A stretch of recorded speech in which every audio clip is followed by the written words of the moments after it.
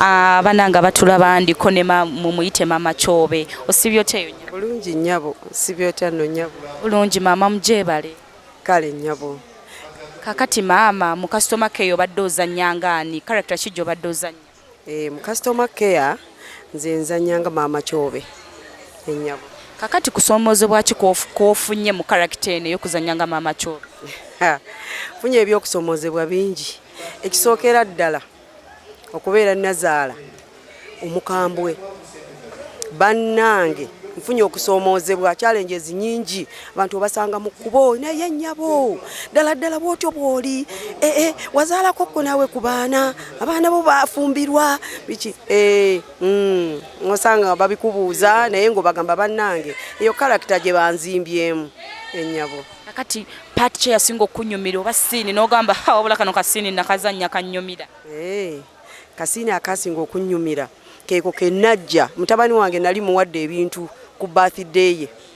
nga muwadde ebintu masuuka blanketi ebikopo masowaani ekiseera ne kituuka nga banyiizizza nenzija byonna nenyigira mu kisenge n'ebijjayo byonna nembikuŋŋaanya naye we nali kasiini kamaze okulabwa nabulwako wempita newenywera amazzi ng'abantu bagamba mukazi gwe ttima lyaki bannange oyinza otya ate okuwa omuntu ebintu ate n'omwana wo n'obimuggyako ng'olaba nga kyewuunyisa nnyo ate paati eyasinga okunyiga n'ogamba bane wadde ngizannye naye esusseemu paati eyanyiga muka mwana wange Hafi yali atandise okukola emize emibi kakati nemuyombesa nankuba nantuga kati bwe yantuga nampalula ku madaala nankasuka ebweru mutabani wange nali muleetedde emmere yali takyamufumbira n'emmere n'agikwata n'aginjiira yantuga muli ne binnumamu kakwatamuko kannumamu muli mu kifuba ne kulyanga munnumye naye nemanya nti ogwo guba muzannyo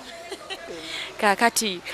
season 3 omuntu omulabi wa customer care asubire ekyenjawulo ate ekitali mu season 1 na season 2 season 3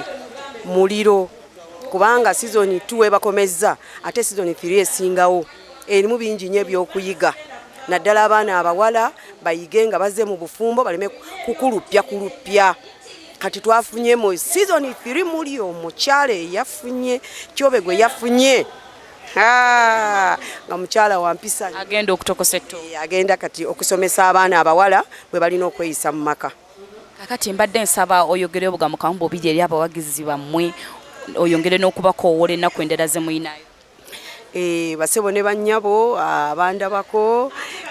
nze Nalongo Nakate Madiina nga nzannyanga mama Kyobe era nga omulimu gwange omukulu ddala ndi musomesa omutendeke nina n'essomero baliyita Betha Nursery and Primary School Kira Mulawa Jomai Estate naye kakati basebo ne bannyabo amazima ddala mbadde njagala mwongere okutuwagira mbasaba mwongere okutuwagira tulina walala wangi nyo we tugenda okuzanya nga 3 tuli Lukaya then we tuve Lukaya tugenda Mityana nyabo yanza nnyo mama toyanzeege